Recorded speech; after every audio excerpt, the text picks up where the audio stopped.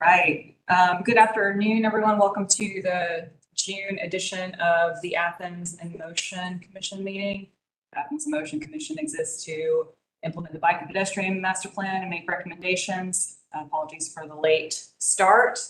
I'm going to go ahead and welcome Ed Mauriello. Is that how you say Ed? Myriello. Okay, from the Greenway Commission. Excited to have you today. Glad to be here. Thank you. All right, and I'll do roll call. James, Lauren, I'm here. Dawn, Teresa. Here. Randy. Here. Ed. Here. Craig. Blaine. All right, we do not have a quorum, so things are going to be a little bit different today. We will not be taking a vote or making any decisions, and We're conducting business. So we will try to limit our discussion on things, and we will just receive updates. I think questions can be addressed to Daniel, and if we need to, it seems like we're heading in the direction of discussion. We can wait until we have a quorum, or, you know, if it seems like it's going to take a while, we can hash things out via email. But as I was telling you, Ed, these meetings are normally pretty jam-packed. So this is a good meeting to come in and ask some questions. And it's a good meeting to receive some updates on our projects from TPW and Daniel. Right. So Daniel, any public comment?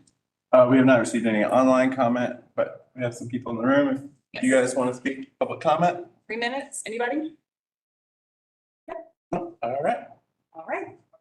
And of course, we do have a link on our agenda to where the AM playlist, video playlist can be found.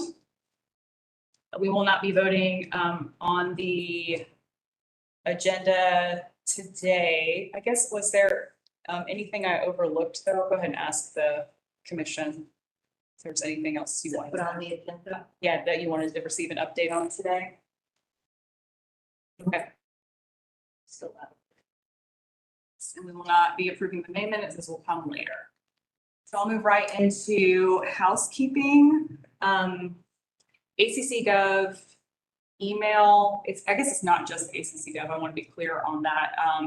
But if you're trying to access your ACC Gov email through Microsoft browser, it's not working right now. So I've not been able to check my email and see if any of our other fellow commissioners. What do you mean by Microsoft browser? What I mean is, I use Outlook through the browser. Okay, through Outlook.com or, yeah, gotcha. Yeah, thank you for asking about that, and that's working right now. Well, do you think it's working for MacBook Mail? It probably does work. You can probably confirm that, Teresa. I will send you a message. Okay. It probably, if you send it to my ACC Gov email, we'll check it. And then just a reminder that our board authorities and commissions training is due July 31st. And Daniel, have you been able to send Ed any of this information about setting up the ACC Gov email and training yet? I believe you have an email through ORGC. I don't know that, has Alex shared training with you, BAC training? That I'm aware of, but I could have missed it. I've had a lot going on. Yeah, I think the Greenway is not on the pilot program. So you do have an email, but I don't know that you've been told how to log into it. So. I'm certain of that. Yeah. So what I can do is, I did verify you're on it. You're on the AIM listserv. So just like the way that works is there is a headless email, athensinmotion@accgov.com. Any emails sent to that gets redistributed out to everyone on that list, including all commissioners and staff contacts. So that's how that works. So you're in that group, you have an email, but I will track down the email I sent out to the rest of the commission, since I was kind of under the impression that they were also doing it at the same time that we were, but I think. I don't think they were. No, I don't think that's. When I filled out that form to ask the training, it asked. Oh, Greenway Commission wasn't on there? Yeah, I don't think it was on there. Okay. I might be wrong. Well, I'll go back and search through the minutes and everything. I'll just send you what we and have. there. And if not, we'll work it from here.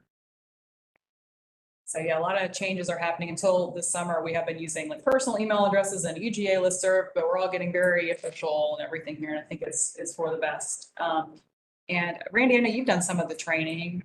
Yeah, I completed the first session and then that was it. So I I did gotta the get whole back on thing. it, but it's, Yes, Teresa gets a gold Oh, star. She gets a gold bite. Well, I wanted to get it done before I left on my trip. I know, okay, that's what I was trying to do today, because I will be away. I wanted to get it done today, but You then, got this. It's kind of a slog, okay. Did it take you about 2.5 hours? about 2.5 hours. It did not require any heavy lifting on the part of the brain. I, had to like redo a bunch of the tests because I couldn't remember the correct answer. And Yeah, you know. while I was driving, I was like, why didn't I queue up the playlist so I could just watch it all? Yeah. While driving? That would have been so smart. Wait. yeah, wait a minute. Listen to it all. There's Oh, nothing to okay. actually watch. Headline now. All right, so we're trying to get that wrapped up by the end of July. And of course, if you don't have everything set up soon, I mean, don't worry about that. That's mainly for those of us who are seated. And there will be at least one new commissioner at the end of the month who will need to get set up as well, so. Well, I mean, if y'all can send me the link and the credentials, I'm usually pretty self-taught on these things. So, It's not rocket surgery, so don't worry. yeah. All right, and we have a spending update. Daniel, thank you for including these notes here. Do you want to run through them? Yeah, so we have 4 days left, 3 days left to spend out, I was 31 and 30s mixed up. 3 days left to spend out the rest of our funds. We ordered 300 adult vests. Those will be given away at tabling events, but we've already gotten a stakeholder who's interested in helping distribute those. We were conducting basically a walk audit with Federal Highway Administration and Georgia DOT on North Avenue this past week. And while we were walking past the Arch Center for Homelessness, the day center, a couple of guys there kind of hollered at us and they're like, hey, you got any vests for us? Because we're all wearing reflective vests. They're like, it just feels real dangerous walking around here. And so I reached out to Arch, and it so happens that Tim Denson works over there.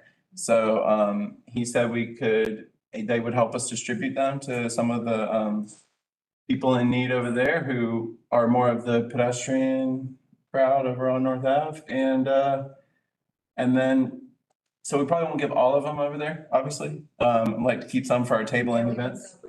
But yeah, and they even offered to host some public engagement efforts for the North Avenue project, which Great. is steaming forward. So that's the adult vest.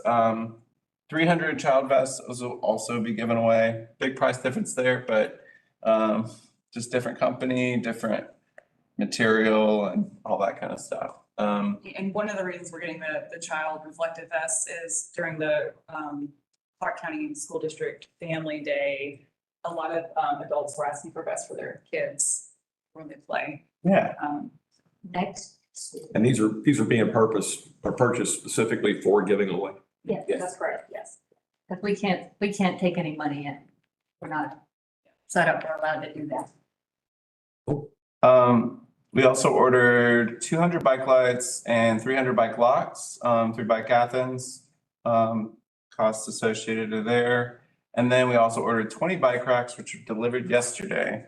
And those will be determined in the future where they will go. But, we know that we want better bike parking around Athens. We do, I did check with the attorney's office on that. We'll have some, we're not going to just throw them out there into the wilderness or, give them away to people to put on, private property without, ensuring that it's open and, always open for public use, that kind of thing. And these are park your bike in them, not carry your bike on your car. Yes, park your bike in them.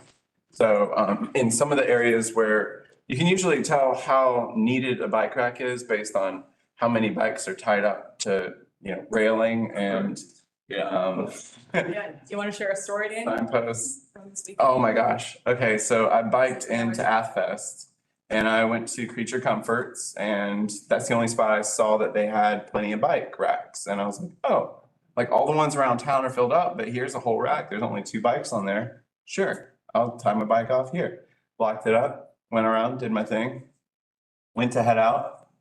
The gate had closed on it. Oh. And so then I was like, I texted Lauren and she was coming around so that we could, strategize and figure out how to. And also Daniel, he couldn't call an Uber because he had a dog on his back. Yeah. I had my dog with me. So I think they can be picky about it, but ultimately we saw there was 3 more people who were actually closing up and they were heading out right then. And I was able to beg them, hey, please, and they were like, oh yeah, we have your bike. And I was like, well, I think I need to come with you so I can unlock it. And they were like, oh no, we had to cut the lock. And I was like, oh.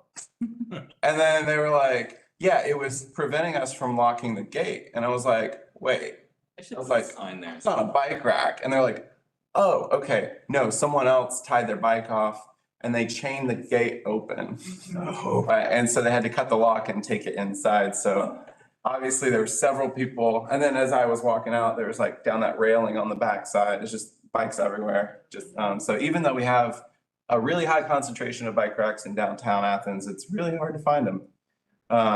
So They fill it quickly for those special events. Yes, they do. yeah, we might be putting some of them in, locating them around those spots. Or I know Normal Town is another spot where there's often a lot of bikes parked on meters and stuff. So we'll be figuring out where they'll go. We wanted to go ahead and get them ordered. Remaining balance is $1,220. And we talked about equipment for the mobile bike shop through Bike Athens. So We're gonna try. cool. So I'll stop by later. Figure it out. Figure it out. The Greenway Commission is supporting that mobile bike shop, and I think it really embodies a lot of the values that we are trying to strive for here with getting outreach in the community and getting absolutely. people on their bikes or even getting them bikes or fixed up their bikes. So Education outreach, definitely for our. So all in all, I'm gonna double check that balance. That's based on my math, which is decent, but Thank you, Daniel. Thank you, Dan. It is nice to see this all up on the screen. I know we've been trying to figure out, this was another thing we've had to figure out, Ed, because it seemed like, Teresa and I had asked for the money from the commission, but actually that's not appropriate. It's got to go through TPW. So we've been finding this out. You just used an acronym? Oh, I'm sorry. Transportation Public Works. Thank you. Please call me out on those. We have a lot of them. I am unabashedly somebody who asks questions when I don't know what's Okay. going on. Great. I was proud of myself for saying Federal Highway Administration earlier, not. All right. Well, thank you, Daniel. I'm going to stop sharing my screen so Todd can give his update from park planning if he's ready to go. Hi, Todd. Oh, we can't. Oh, 1 second, please. why is there no audio? I'm sorry. I didn't, I clicked the button, but obviously missed the button. No worries. Todd, we have a meeting in your office. I think it's more aesthetically pleasing than planning. Hey, we got the frequency art in my office. You can't see it. It's on the other wall. Yeah, one of them that was torn down, I carried it up there. Daniel put it in my office. I want to see it. Somebody send me a picture. We had it in the background before, but no one ever commented on it, so it's like, well. Let me share my screen.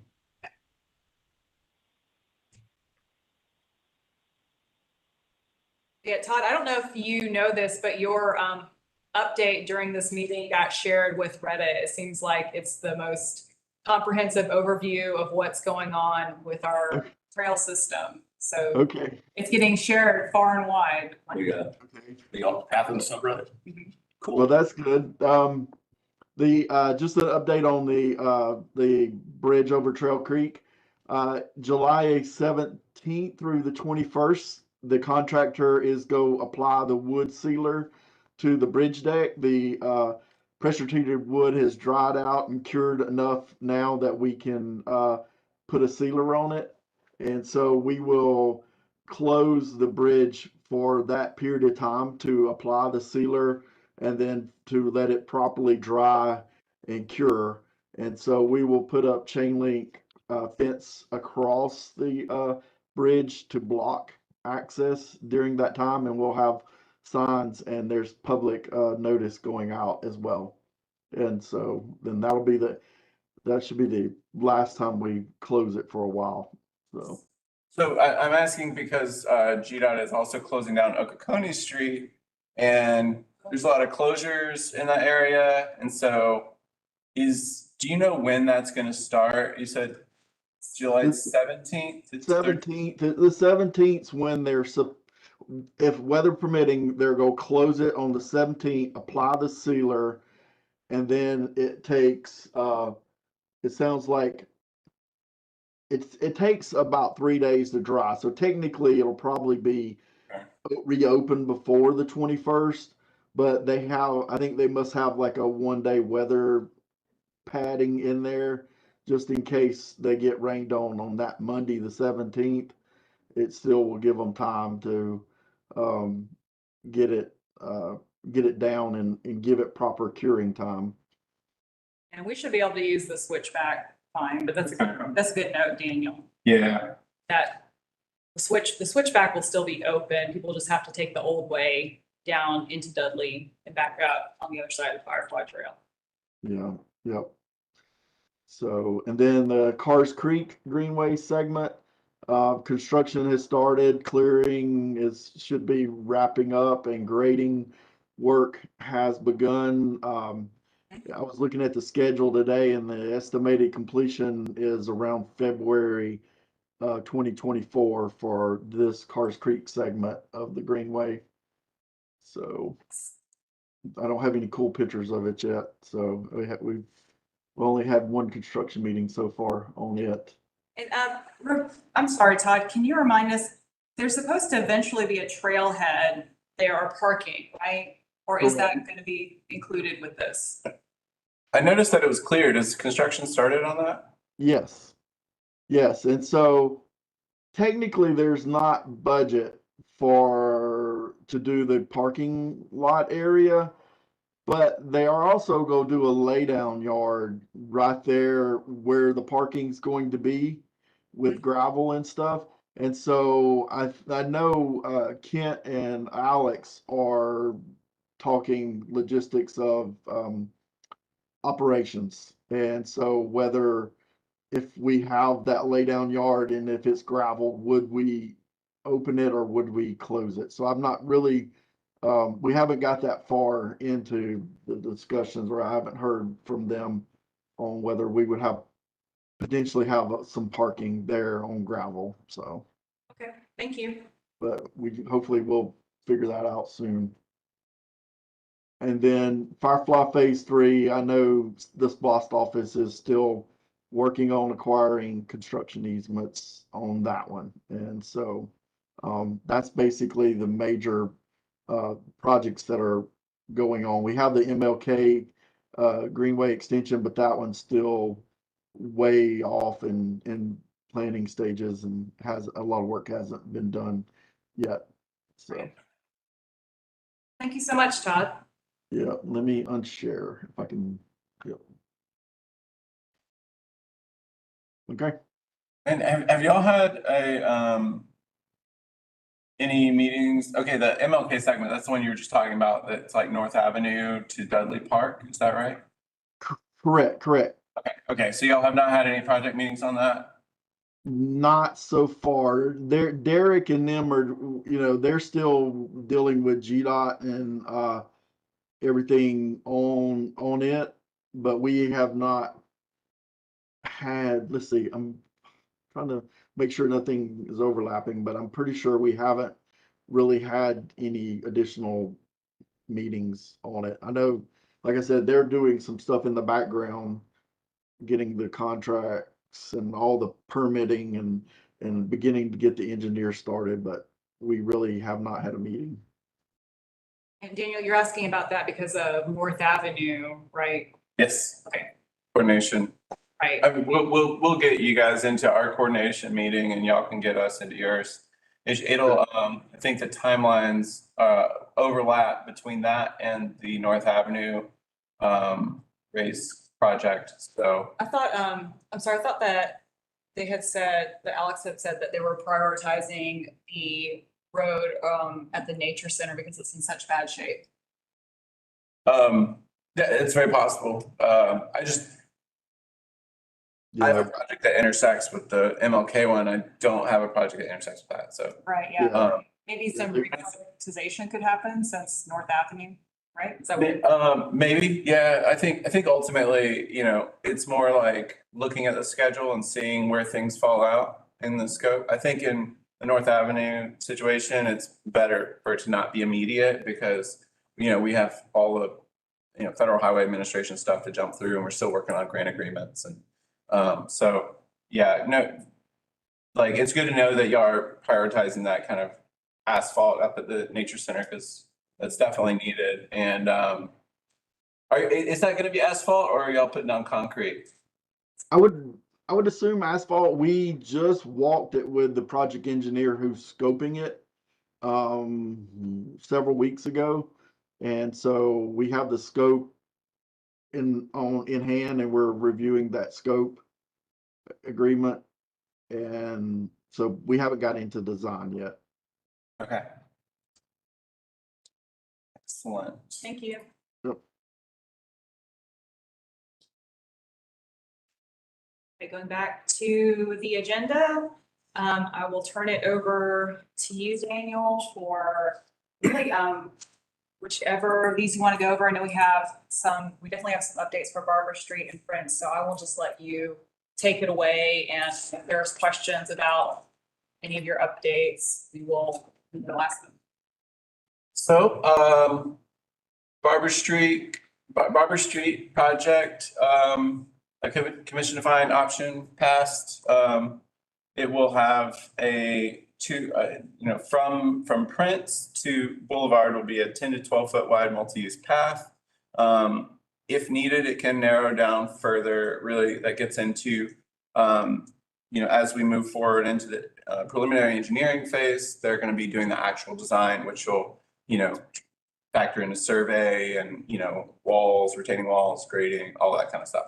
And believe along with that, Stephen, you can correct me if I'm wrong, but now that we've entered into that, right-of-way acquisition will also kind of coincide with that. So once we have the design and we know what our right-of-way impacts are, then acquisition will start there as well. I believe that usually takes 18 months. Is that right, Stephen? It probably won't take 18 months for a local project. It might take a little bit less than that. Okay.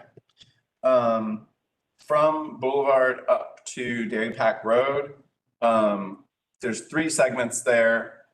The easiest way to say this is it's a 2-way separated cycle track at the moment from Boulevard up. There's a section of that from, I believe, essentially where the railroad crossing is to Tracy Street or Oneida that will be evaluated. It could potentially be a multi-use path. Ultimately, the CEO defined that as the safest option that is also the least impact. So there will be kind of some cost benefit scenarios run there, and the engineers will take a look at it and work their magic. So On cue. Yeah. What's the CDO? Commission defined option. Thank you. So essentially, when we have an agenda item come forward to mayor and commission, there is the item on the table. And then the commission can vote yes on it. There's usually a recommendation down there. Yes follows the recommendation. Commission defined option changes that recommendation slightly or in some way. And then no for it and everything. Yeah, and I haven't seen, no is usually mostly tabling, and so there's tabling where they send it back to staff, and then there's tabling where it's indefinite, which essentially means it's up to the commission to bring it back forward. And I don't know that I've ever seen something just flat out get voted no. But Stephen might have. On other items, certainly, Okay. like planning commission items. Oh, right. Yeah. Yeah. Not on my project. Yeah. Oh. Yours. Yeah. So that is Barber Street. So that is now into the hopper with the other projects, Jefferson River Road, multi-use path, Cherokee Road, multi-use path, Riverbend Road, multi-use path. Those are at various stages of design completion. There's little nuances with each of them, but that's kind of, that shows you right here. Riverbend Road is the next one to go to mayor and commission. It's the least complicated. Jefferson River Road will be second. We're working on, there's some railroad coordination involved there with the railroad crossing. Cherokee Road is the last to go to mayor and commission because they did not approve it for construction. We have essentially completed the 85% plans, but we added on an additional scope where it started off as a sidewalk project, and it was through the commission defined option converted into a multi-use path. But the sidewalk project picked up where the existing sidewalks ended. So when it was converted to the multi-use path, it then suddenly had a multi-use path that dead ended into a sidewalk. So because of that change, now that we've designed it, we've added on essentially replacing the I'm going to call it south side, even though it's kind of at an angle there. That side will have a multi-use path going all the way up to the intersection with Gaines School and Lexington. So we're still working on the design for that, but even once that 85% is complete, it'll get approved by mayor and commission, but there has not been any funds obligated to construct that. So we will then either need to obligate funds from Athens in Motion T-SPOS 2023 project, or we can potentially seek out grants, maybe transportation alternative program TAP, or any number of state or federally funded options. The easiest thing would be to use the local funds because there's not as many hoops to jump through in terms of federal requirements. So the environmental review, all that kind of stuff, that does add a pretty good chunk of time.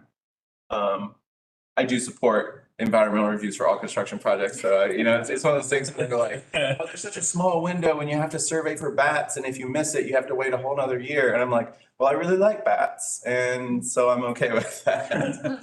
But it does mean that the timing is really tricky. So yeah, if we can go back to the agenda. So those are those. North Avenue project, we are working on the grant agreement as it says. We are working on coordination with Federal Highway Administration and GDOT, Georgia Department of Transportation. And that's working on the timeline and scope. As we've mentioned before, the obligation date is pretty quick. So we're really making sure that we have the ability to meet that deadline.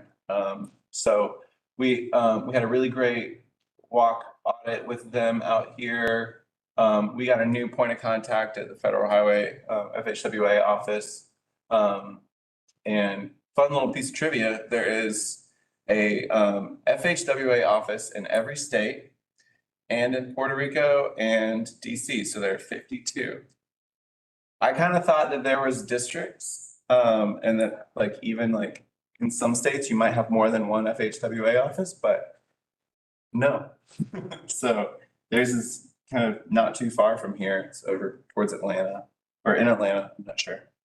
Anyways, yeah, walking the corridor just reiterated the complete and utter need of a corridor-wide transformation there. It's Stephen, I don't know about you, but I got a lot out of that.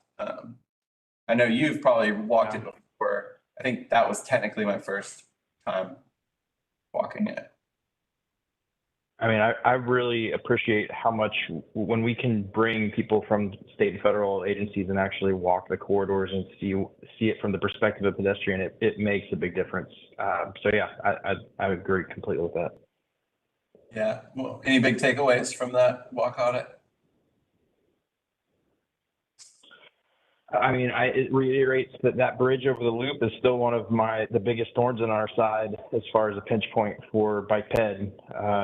And so I'm really glad to see that, GDOT's looking at bridge replacement here, and we're looking to see what we can do leading up to the bridge. It's not a fun place to walk. And even scarier to ride. On your You know, I was shocked at the number of cyclists we saw out there. I think just in the, Oh, that is scary. we were out for Go off the bridge. 3 or 4 hours. There was 5 cyclists that rode by on a road that completely is like a separated highway, basically. So, Yeah, to get on North Ave to go north, mhm. when you come off the loop, it's a very short loop. The ramp itself is incredibly short with no merge. So they come flying up. Yeah, see, sorry, even here, I just keep falling off the bridge. I keep trying to stay on the road. I'm not doing it on purpose. You would probably run off. Yeah, yeah. One of the other things that's just always so alarming, the number of drivers we saw that they saw us and then they slowed down as they were getting from the loop onto North Avenue. Like, I think over half of the ones that we looked at in that interchange had their phone in their hand. Mhm. And they definitely would have, they just got done looking at their phone and then they were about to start looking again. And they just happened to stop because they saw 12 people in highly reflective vests standing there, kind of blocking their line of sight to be able to merge. And they were like, oh, I need to actually pay attention. So Yeah. that was fun. Yeah, I mean, along those lines, did y'all see the NPR story that came out from the Governor's Highway Association that pedestrian deaths are at a 40-year high? Wow. And actually, I think it's like a 42. I put it on my Facebook. Thank you. Yeah. And certainly they're up in Athens as well, and the trend is up in Georgia. I think went from like 235 pedestrians lost their lives in 2019, and now it's 339 as of last year. It's nationally. That was That's just Georgia. that was just Georgia. But nationally, it's I know when we ran the data locally from, I think it's 2017, or I think we ran one set from 2013 to 2021. And the other set was from 2017 to 2021, so 10 years, 5 years, roughly. And bike and pedestrian crashes made up 1% of the crashes total. But they made up 20% of the fatal and serious injury crashes. So it's, till they invent mechanized suits for walking in the roadways, we'll have to focus on our infrastructure. Or personal airbags. Yeah. They make those ones for avalanches. Do you think we could? Yeah. Bubble suit. All right, Prince Avenue. Updates are being installed. So these updates were voted for as part of the approval. This is the short-term updates, essentially redoing some of the striping, getting the zippers installed with a more recommended option. Not that the previous option was like not recommended, but there's different prioritizations of how the engineer designed something. So Getting the what's installed? the zippers, so Zikla zippers are the barriers. You can see most of them have been knocked out in this photo. Oh, yeah, got you. I'm impressed that Google has our project on here. I know. There's old prints right here. Here's old prints. There we It's go. actually under construction today. I drove down Prince and they're in the process of installing them or removing them right now, so. Yeah. Yeah, I actually noticed that their construction sign is in the bike lane. So I almost like stopped to fix it and I was like, no, I need to get to the meeting. This is what I'm faced with too, like. Yeah, and I want to believe that it just kind of fell into the bike lane because the other one was actually on the side. but, Okay, maybe it did, maybe it don't. You never know. So those are being replaced with, they're basically rounded edges now, so that if cars do strike them, they won't be such a like right angle barrier. They're rounded. So those are B modules. They're rounded on the edge, and then it goes to the A module, which will be there, and then the B module. And then this project actually highlighted the importance of the appropriate hardware. Essentially, Zikla, who is based out of Spain, they had recommended hardware. When we went to buy these from, I think it was a company in Texas, they were like, oh, well, we don't have the hardware that they have. It's different sizes because metric versus imperial. But here, y'all can use this hardware. And the difference was a 1.2-inch washer versus a 1-inch washer. And then Zikla was like, we've never seen the failure rate that y'all are experiencing. And you can tell that it's not the anchor bolts being ripped out of the asphalt, because originally they were saying that they should have been epoxied in, but then you can see a lot of those bolts are still in the ground. So they actually, I talked to them at the conference, NACTO conference in Denver this year, and they're like, yeah, we've actually completely changed the way that our hardware is recommended, and we've added a secondary washer because they basically took it and did some testing and stuff. And so the new install option should be safer for people who are walking by. If someone strikes it, it's not going to go flying off and hitting them.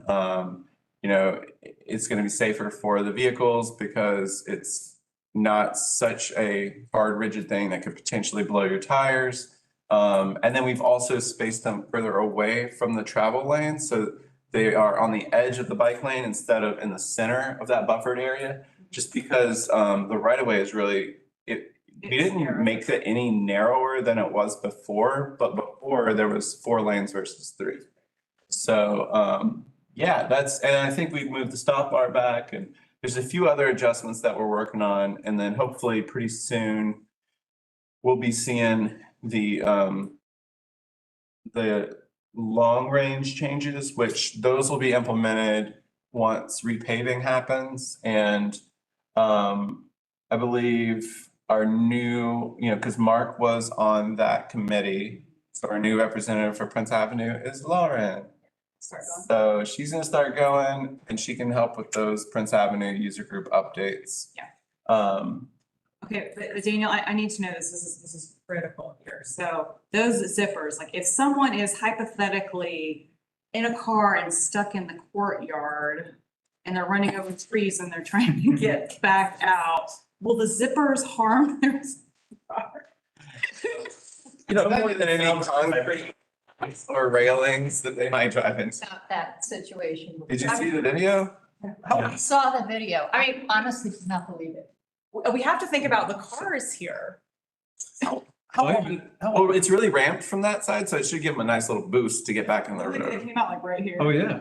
They did. And but the zippers were removed, so it didn't harm the car. Didn't hurt the How tire. long do those zippers typically last? These should be 10 to 15 years. That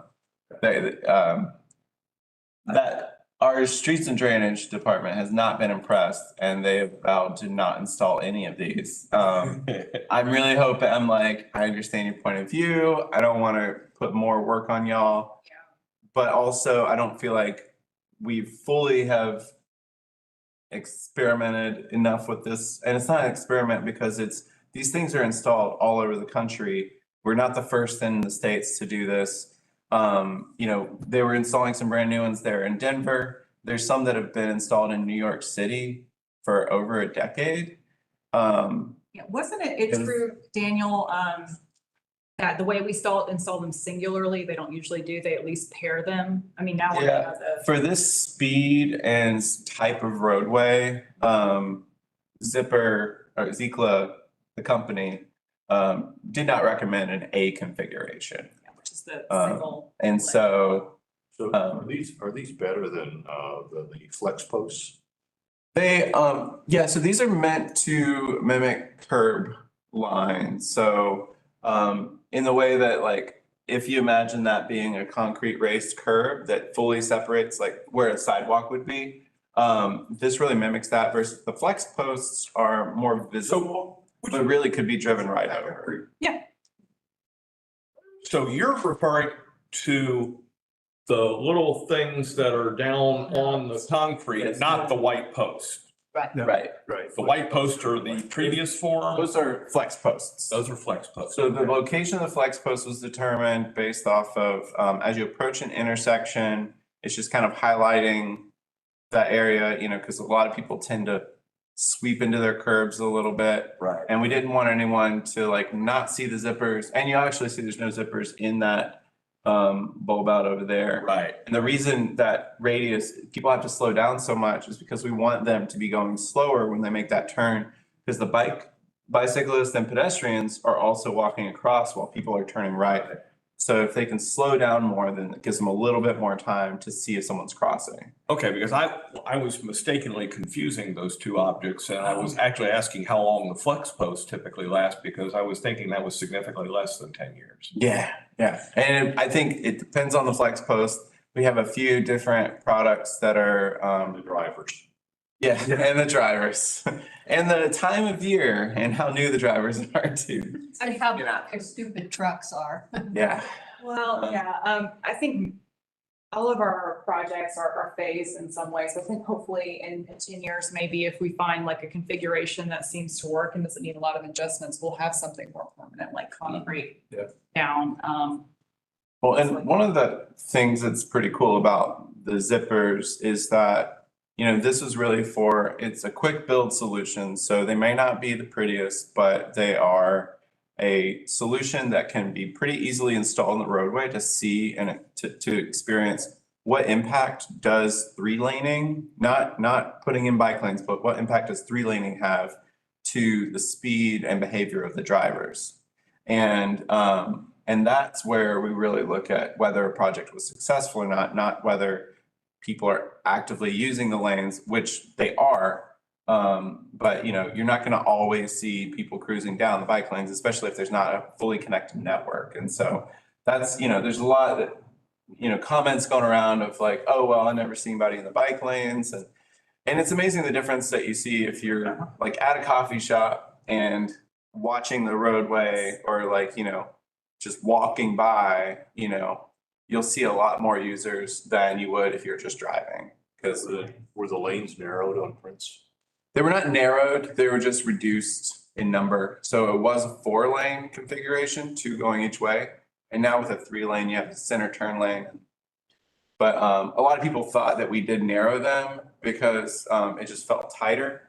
In reality, it was just a lot more people kind of swung out and overlapped the lanes a little bit more before.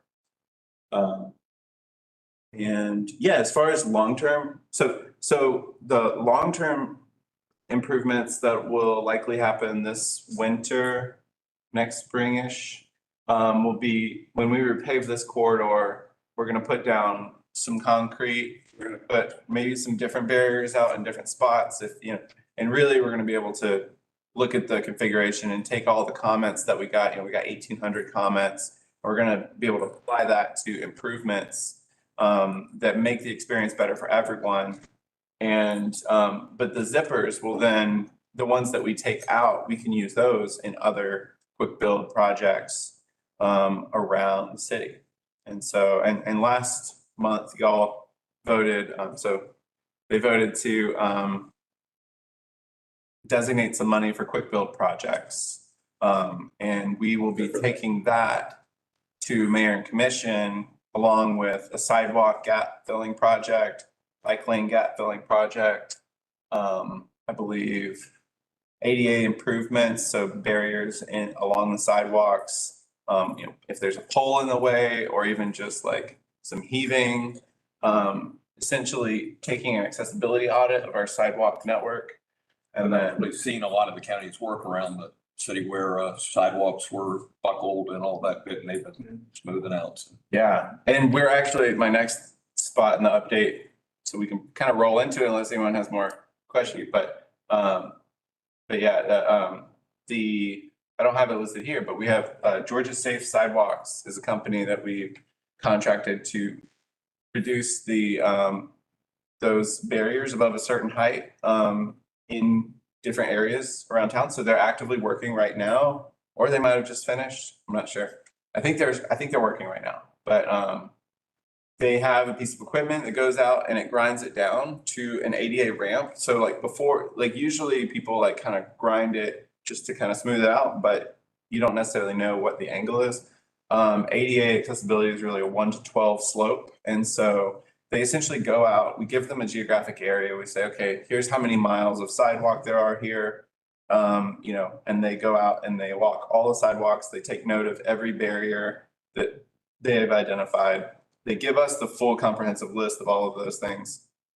And then they look at the heaving and they give us 3 options. And essentially the cracks and the heaving and stuff that is categorized into like high, medium, and low. So low, you know, I think the quote for like fixing all 3 categories is like 32,000. And then the high and medium was 16,000, and then just the high was 9,000. So we went with the high and medium, I believe. And they're out there fixing them right now. And then we're getting geared up for area 2. Right now, the way that we prioritize those areas, we essentially we wanted to find contiguous sidewalks around Athens, and we overlaid the data that we have from Streetlight that really, it counts pedestrian volume on our sidewalks.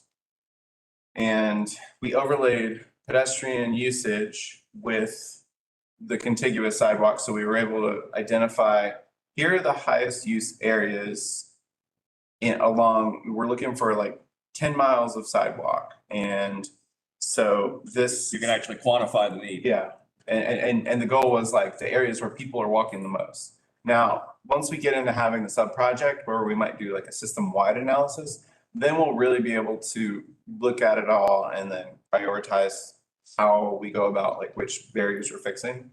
For now, essentially area 1 is from Pulaski to Millage between Broad and Prince. And so it's that big block, that kind of 4-sided figure of some sort. I don't remember geometry well enough. It's not a rectangle though. The other area 2, I believe, picks up there, and I think it goes west towards Hancock. So Oglethorpe, Hancock, Broad, Millage, Prince. And so that'll be area 2.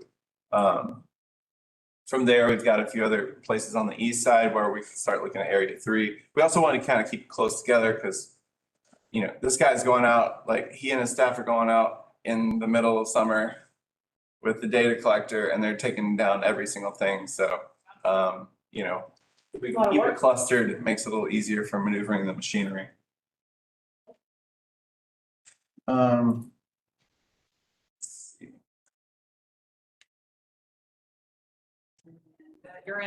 We're in final design right-of-way acquisition for Lexington.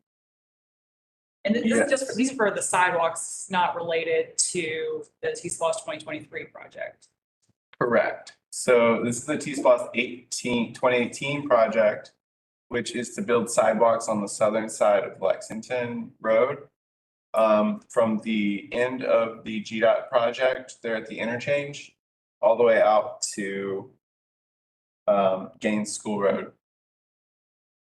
So I think Johnson Drive is the end of their project, and GDOT will be building sidewalks as part of their lane expansion there. And then we pick up with the sidewalk at Johnson Drive, and we go on the south side all the way out to, there's some existing sidewalks that will improve. Some of them will leave in place and tie into them. There's development going on right now where we're tying into their design sidewalks. Yes. And then I believe there's a stormwater culvert that needs to be replaced. And then this goes all the way down to Gaines School Road. With T-Splosh 2023, the user group still is being assembled, and we are putting together a list of projects that they'll be able to go through and prioritize and recommend to mayor and commission. But, you know, that will, we're identifying different opportunities for, corridor improvements. And that'll be $8 million that we'll be able to invest in this corridor. So we had submitted a T-Splosh 2023 project for some kind of facilities along Lexington Road, the north side. And Daniel, that's kind of up in the air, what that will look like. So there's two different Lexington Road projects. One is sidewalk gaps between, I can't remember the neighborhood, but it's down near Walmart. It's from Walmart to this neighborhood. Yeah. Really high frequency use. That project, I believe, is $400,000 or $500,000. And then the other one is 8 million. And what was your question? We had submitted a T-Splosh 2023 project for some kind of bike pedestrian facilities along Lexington, not related to the south side sidewalk Right. from T-Splosh. Yeah, so, and that ended up getting wrapped into as part of, because, you know, the mayor and commission really make all the decisions with these things. And so they took the initial project proposal that Athens in Motion put together, which was for Maltese Path, to really, you know, it's one of our main corridor projects in the plan. They took that and they kind of turned it into a corridor improvement. So it's more transportation as a whole across the corridor, which is helpful. It's just, it's not explicitly stated for a Maltese Path. So it could be sidewalks and crossings, pedestrian crossings. It could be an airport road that the airport advocated for in the first round of selection. There is a greenway trail that's not actually greenway. It's a multi-use trail that was designed as part of the Greenway Network plan, but also in cooperation with the airport. So I don't actually know who would be in charge of operations. I'm not volunteering. Don't worry, Todd. But there is a recreational trail, we'll say, that goes around the airport on the outside of the fence that you can see that in the Greenway Network plan.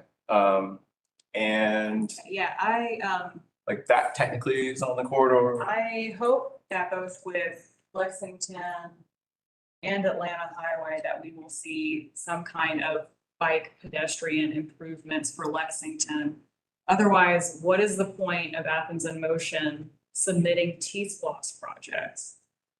Because our role is to implement bike and pedestrian infrastructure. And if we submit projects for the county and then they just become improvements for automobiles, then we're not doing our job. Yeah, and we're really advocating for that from a departmental standpoint. We have a couple of seats on that user group, I think at least one, maybe two. And so, you know, and we're really working to try to embody the intent of the original project as well as, you know, expanding it to safety. Because really the way it's written, it's, you know, it talks about bike and pedestrian infrastructure, talks about safety improvements, you know, and you know, if we just go out and just build the trail alongside the highway as it stands, you still have people who are going to try to get across the highway. So that's really where I think there's some, hopefully we can do some really great cooperation with GDOT on some safety improvements within the roadway, in addition to the improvements that we are adding outside of the roadway. And so of course it's complicated. Go ahead. I just wanted to add, and Lauren, I hope y'all don't feel too targeted or dejected by that. That happened across the board. I mean, as you know, with T-Splosh, I think you probably have a better idea of how much funding was requested versus how much funding we actually had. You know, and mayor and commission certainly had a difficult choice with narrowing down that list, and as well as the initial committee. And I think one of the tactics they used was when they saw common projects, they combined them as much as possible into one. So that happened with these corridors. That happened with a lot of the staff recommended projects. And so where they saw, oh, well, this person wants something to happen on Lexington and so does this group, they, instead of, throwing one out and keeping the other, they just made the language more vague and said, this could apply to any of you all. The user group can figure out what's actually going to happen.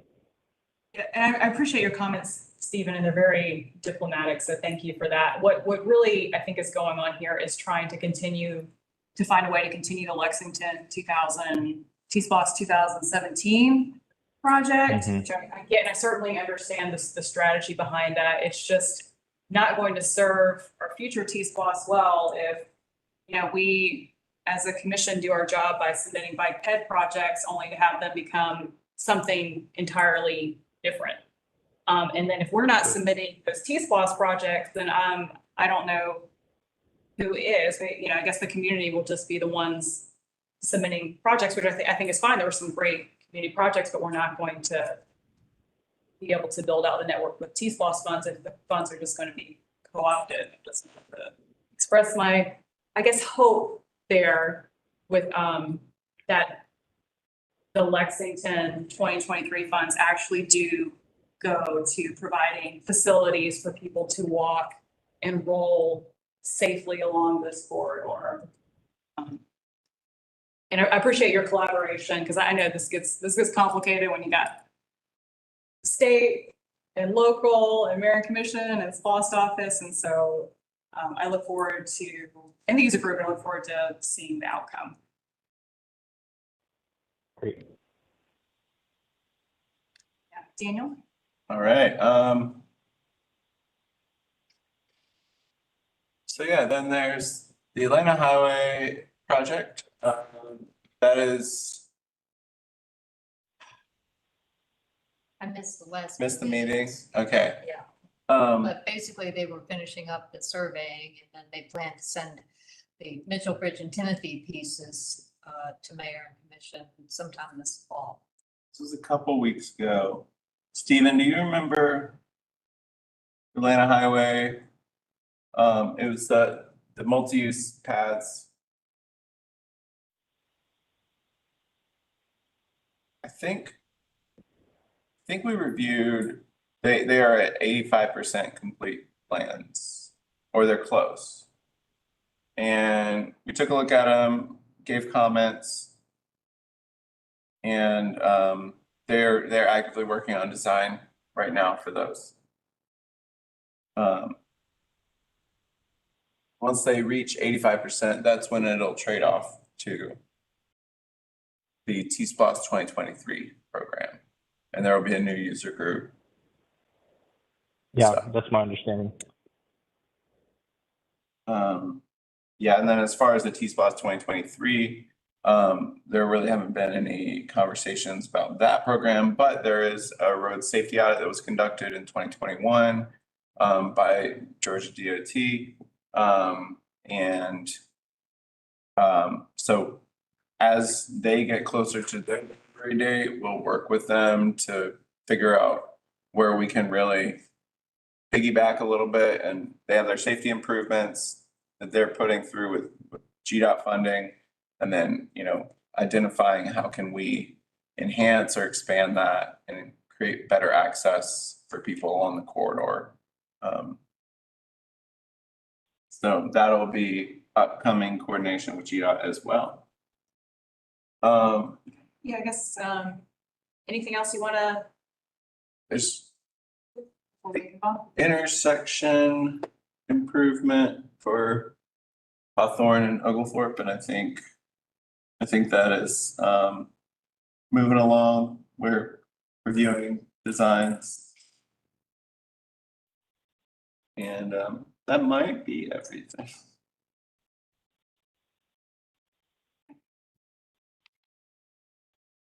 Thank you. That's a visual, a lot of a name.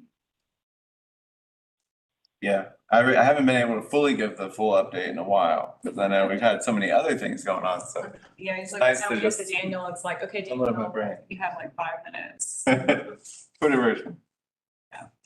All right, so now we go into committee org report back. We have a couple of projects. Daniel mentioned a couple of corridor committees that we are part of, and then we have our AIM committees and other committees, commissions and liaisons. So I'll ask if anyone, I think pretty much answered this, but any updates from the corridor committees? Teresa, you said you were out. Just got an update on Lexington. You got anything, Randy? Yep. Okay. Prince Avenue. Sorry. Yeah. That's good. Yeah. Tight. Prince Avenue is meeting tomorrow, 3 p.m. 3 or 4 p.m. Yeah, I think 3. Okay. If this email issue doesn't resolve, I may just ask you to forward me that event, Daniel. Okay. Sorry, first home. 3 o'clock. 3 to 4:30.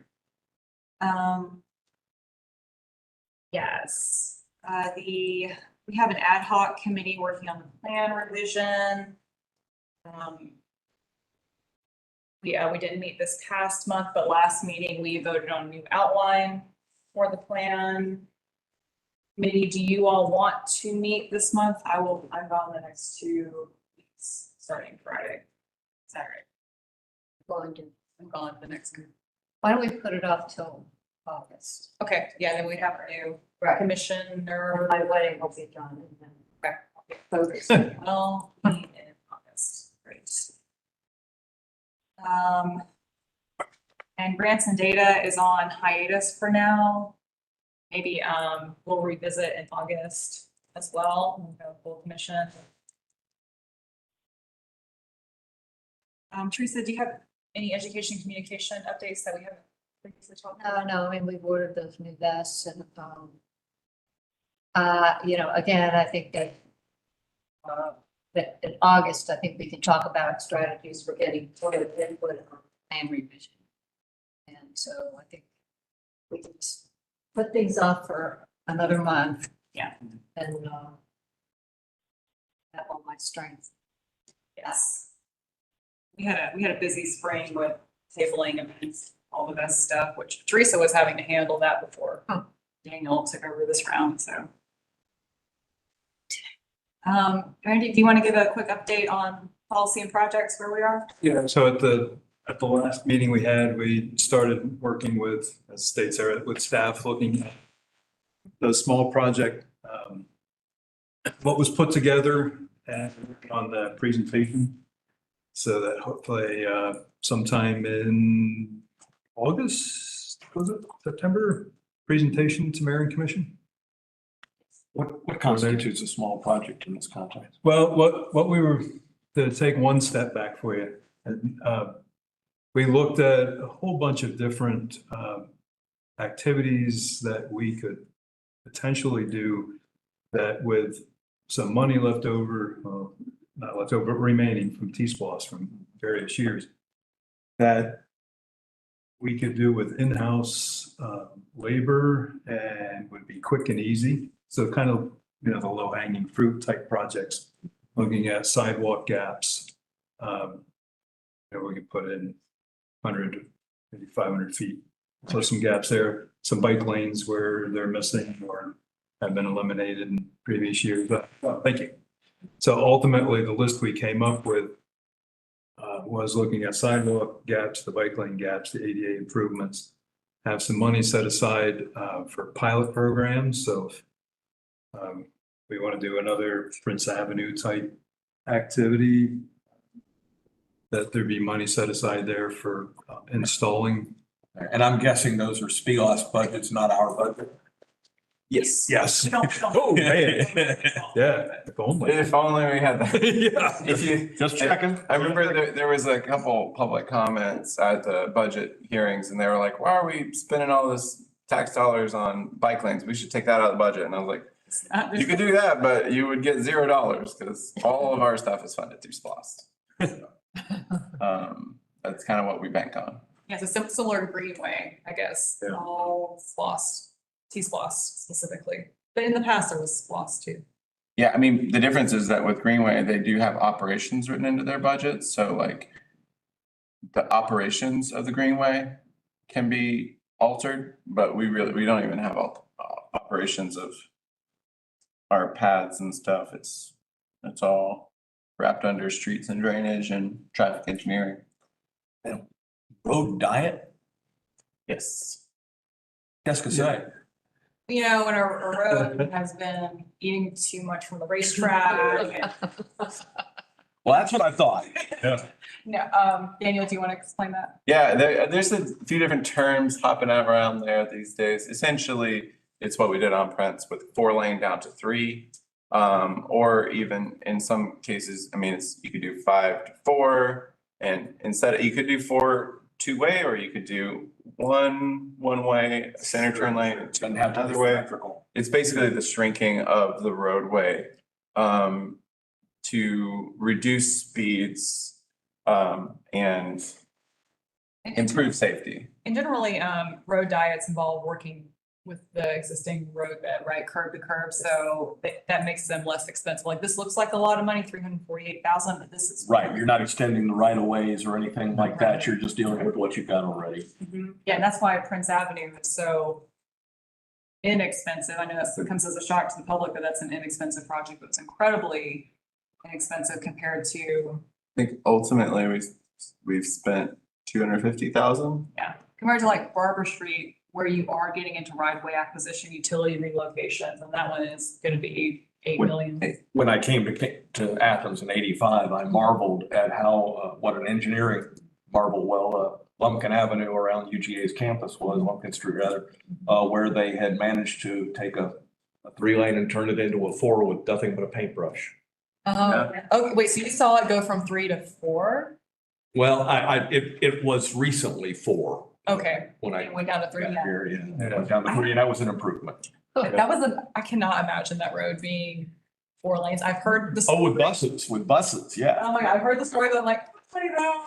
Oh, yeah, no, it was for most of the That's time. insane. Yeah, it's fun to look at Millage and some of the historic photos of the streetcar coming down the center, because you can see we are still working with the same road bed Yeah. on Millage that the streetcar was using. It's like, oh, there's that same curve. That's the problem.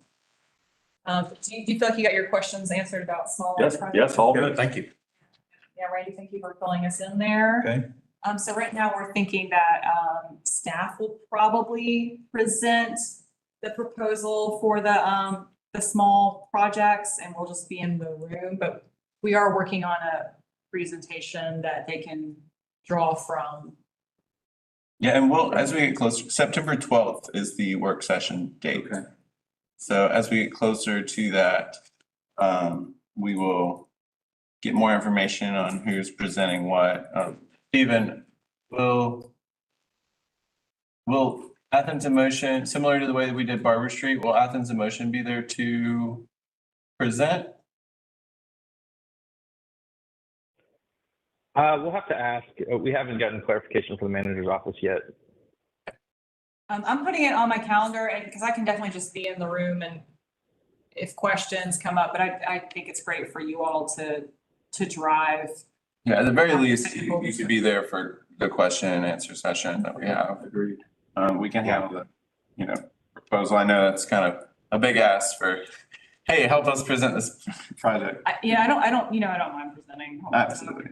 I don't know if they listen to me, but I don't mind. I try. But we got Barber Street, so. There you go. Well, did we get Barber Street? It's finally moved on. Yeah, well, we can move forward with Barber Street. I think that's the most important thing. So. That'll put us, the September 12th work session will put us on the October vote. Okay. And then, so we're still working out the agenda and all that kind of stuff. So we have a little bit of time. So our next meeting is July 20th.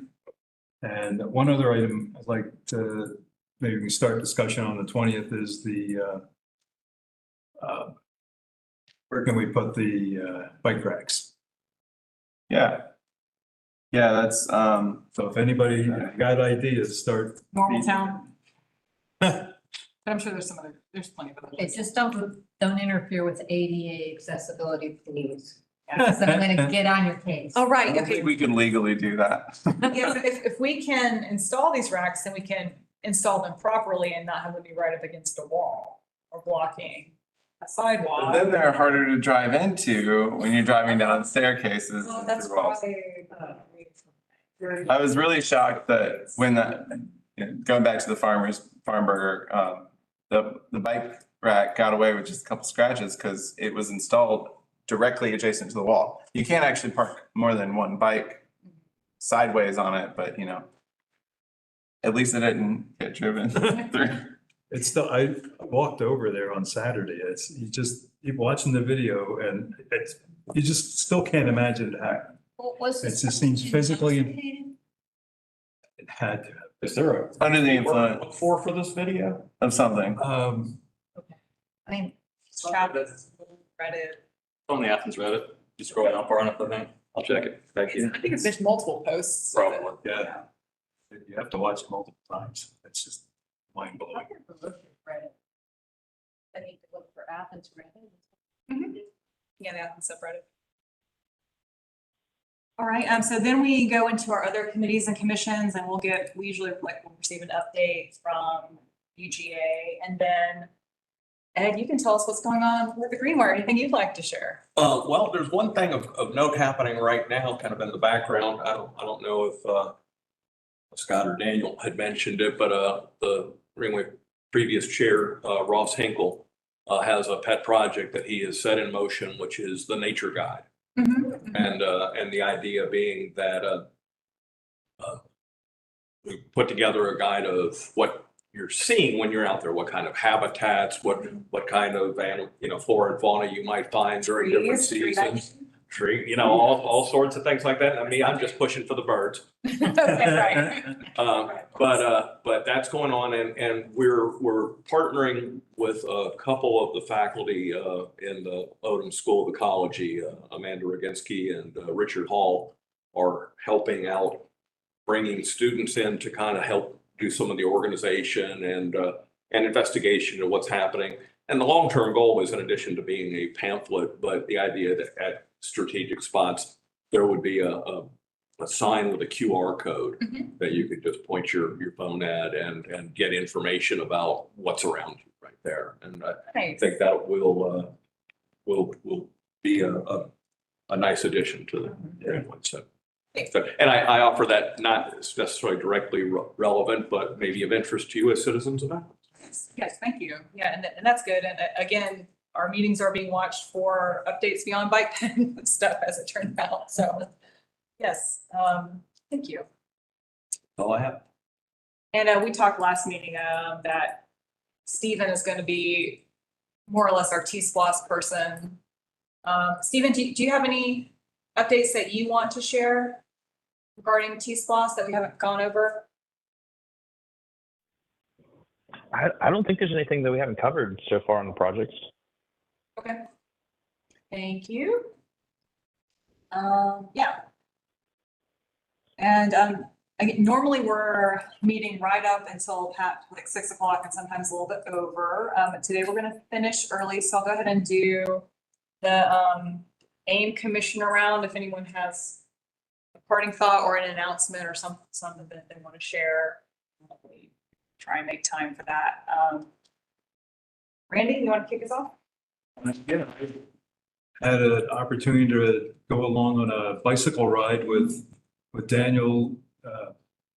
You could just give a 5-minute synopsis on what that was. I'll give my.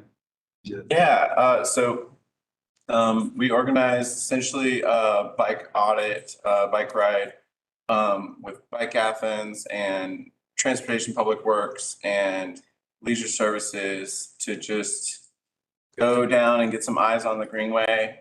We rode from the Nature Center all the way down to, I think we went down to that, with the bridge that goes over. Over the campus? Yeah, the campus connector. Okay. I used to be able to like have a map always in my brain. Yeah, so we rode out there and it was just a chance for, it was optional for staff to come out and ride and be able to see some stuff on the ground, share ideas. I think one of the interesting takeaways for me was when, Leisure Services was like, yeah, our thermo is flaking up on the trail and it's just got installed. And one of our engineers was able to say, oh yeah, thermo is really meant to be heat treated and installed with heat, and that is the opposite of what concrete needs. They make some things that you can put down as heat shields. That's why, like on the interstate, when you got like a concrete roadway, you might notice where it's concrete, there's like a black piece of tape, and then there's the thermo, which is the center line, the yellow or white, on top of that. And that's because they have to heat up the thermo to get it to fully adhere and stick. So that Okay, was so it's not squirrels eating. not squirrels eating it. You know what I'm talking about, where the yellow is. Yeah, it's all- I swear, I'm like, I think the squirrels think that it's the acorn yellow stuff. That's my hypothesis, not an engineer. Blaming things on squirrels is okay in my book. Yeah, they're usually at fault for most things. Okay, so it's not adhering correctly. Right, so, you know, it's just difficult to install thermo on concrete and have it be more resilient than it would be on roadway. So, you know, we talked about some material choice options. Ultimately, you know, we hear a bunch of stuff from roadway webinars and, you know, professionals and conferences. We just kind of shared some of that information with them. And, but it was also really helpful to get information from them about usage and, you know, kind of, especially as you get into building out a network of on-street facilities, things like what actual maintenance will be needed. Like if you don't have trash cans, people just kind of throw the trash down. But if you do put down trash cans, you now need staff to go and Yeah. clear that out. And if people actually start enjoying using these, but they want a bench, who is maintaining that bench if it gets driven into or spray painted? Graffiti is really the number one thing. Clarifying question, if we need to talk about this over email, it's fine. Who's gonna be in charge of Tallahassee multi-spat? That is to be determined. Okay, sorry, we can go back to that. Complicated. Yeah, I don't know. About the. We haven't had that conversation. Well, and so the takeaway, I had a couple of takeaways from the trip. One, it was fantastic because I got to learn of a couple of connections in the network I didn't know about. But one, I was really impressed with, I mean, the individuals who were on the ride, you know, from the staff are very passionate about what they do and very well. I was truly impressed with everyone who attended on the ride. And I think it's great that we're getting multiple departments together and take a look at this, because we do have one network, but we have multiple departments in charge of pieces of that network, which is never a good thing because it's just very difficult to coordinate. So I think, you know, more rides like this will definitely help us build out the network that we need to in the county. I was impressed and had a great time. Yeah, I appreciate y'all organizing this, right? Daniel, did you organize it? Yes. Okay, yeah, Yes. I did. thank you. Yes. Attaboy. Confirming. And helping get folks out on bikes. Did we provide bikes? Did you provide bikes for them, for folks? No, Leisure Services had their fleet of e-bikes and everybody else had their own. We only had one major mechanical on the way, fixed a flat. We do. Great. People were very impressed at that too. It was impressive. Basically, we got to the crosswalk where I wanted to talk about the safety, and it's the crossing that has the brick thermo, or maybe it's actual brick. In front of Weaver D's. Right in front of Weaver D's. Thank you. I was gonna go way into description. We were at that spot and somebody had a flat, and then it took me about 5 minutes to explain the problem, and by the time I was almost done explaining, he had already fixed the flat. So, Got it. I don't know if this is completely appropriate, but did you ever resolve your bike pump challenges? To my knowledge, we've all the pumps on ACC and UGA are fully functioning. I think the only challenge we have now is getting the Allen wrenches replaced. They're just out of stock. Yeah, I knew that for a while there, you were having a challenge. One particular model pump just didn't last very long. Was that correct? Some of the ones that are on ACC property are newer versions, and they are made much cheaper than some of the other ones with these little tiny check valves. that were really hard to get, and then Fastenal just could not get for just weeks. It was annoying. Should be good now. Good, good. Going back to Commissioner round, Ed, anything? Covered me. Okay. Teresa? All I have to say is that for 2 years in a row, I've had the great opportunity to travel to cities in Europe where cars are losing popularity and bicycles are gaining. And it's just such a nice change. It was not true when I was a young lady and, going overseas for the first time. Didn't see a lot of bicycles. Well, now. So you had a stress-free environment to walk. And- Yeah. Did you ride? I wanted to, we just didn't have an opportunity. Yeah, but you had the opportunity to walk around and not get frightened. Miles and miles and miles without getting killed. It was so nice. Mhm. So anyway, if Paris can do it, so can Athens. Yes, we can do it. My last little note is that, I'm going to share my screen here. If you go to accgov.com/boards, if you were someone who is watching this meeting, then maybe you might be a transportation nerd and maybe you want to apply for a vacancy. We have 2 positions on the Athens in Motion Commission. One of those is by an incumbent who is definitely reapplying, but the other one is truly open. So invite anyone, especially if you made it to the end of this video to apply. Just, read the plan, have a position on it, or at least you don't have to read the whole thing. 268 pages. Yeah, there's, at least maybe look at the beginning and just have some charts there. Yes. And we on the Athens in Motion Commission do not review applications, do not select people for interviewing at all. That is fully on the mayor and commission. But those applications are due July 14th. And if you are selected for an interview, the interviews will be all on Tuesday, July 26th, which is during this meeting. It's the same day of this meeting. So That'll be the may have to 25th, adjust Jen? things. Huh? For the agenda, the 25th. Yes, the 25th. Okay, yeah, I think that's when, yeah, those are. So yeah, if you're interested, please apply. We do meet Tuesdays 4 to 6 p.m.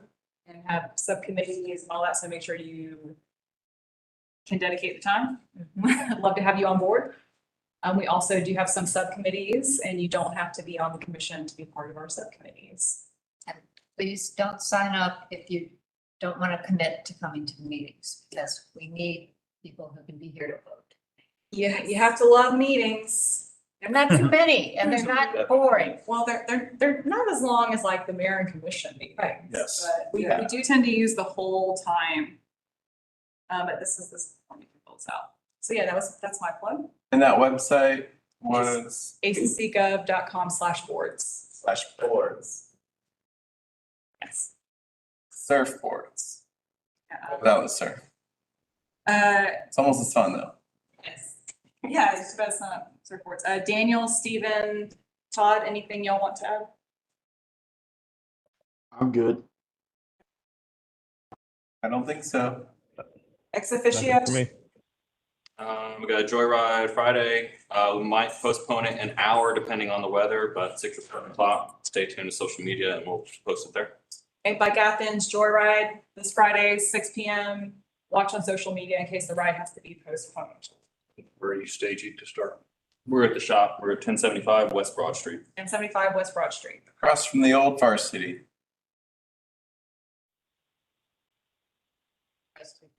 Okay. I will adjourn this meeting. Can't vote to adjourn it.